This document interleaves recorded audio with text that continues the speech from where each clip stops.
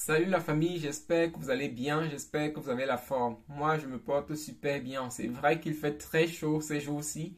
Il fait vraiment chaud chez moi ici et c'est pas évident. En Occident, actuellement, c'est une vague de chaleur. Je ne sais pas comment ça se passe chez vous, mais ici chez moi, c'est très chaud. Donc, on essaye juste de supporter un peu et de faire avec.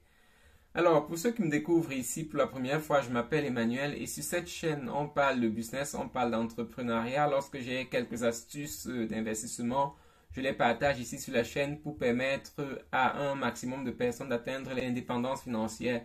Et de temps en temps, lorsqu'il y a d'autres sujets d'intérêt généraux, j'en parle aussi, je donne mon avis sur quelques sujets.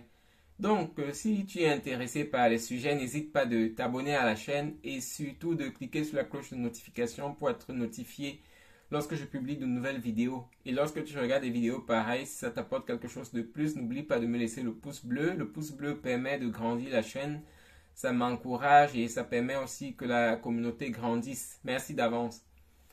Alors aujourd'hui, je voudrais qu'on parle d'un sujet, un sujet qui est vraiment très important pour la communauté africaine, un sujet qui est vraiment, du moins un sujet dont je pense qu'on devrait parler et reparler.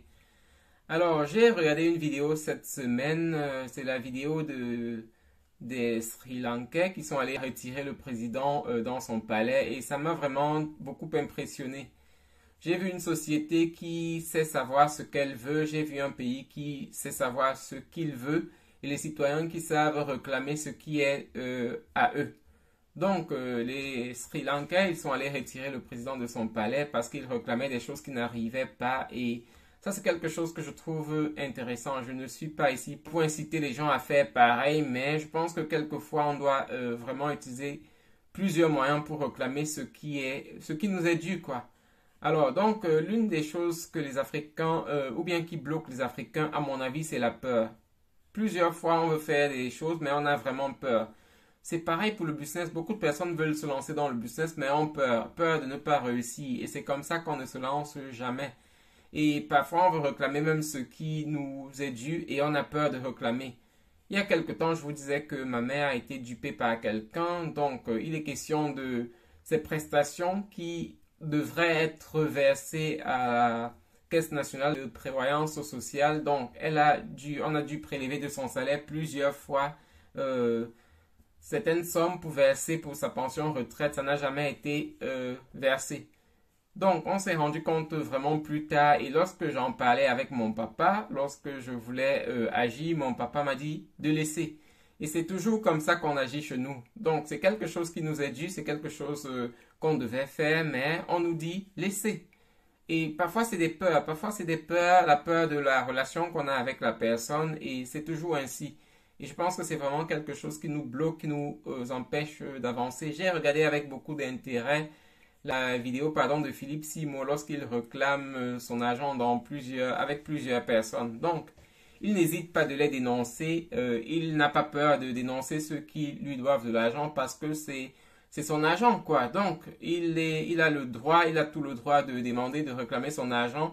Et la plupart du temps, les gens viennent toujours dire, est-ce qu'il faut avoir peur, ils peuvent te faire quelque chose. Pourtant, normalement, ce sont ceux qui lui doivent de l'argent qui devraient avoir peur de l'arnaquer, quoi. Donc, c'est un peu ça.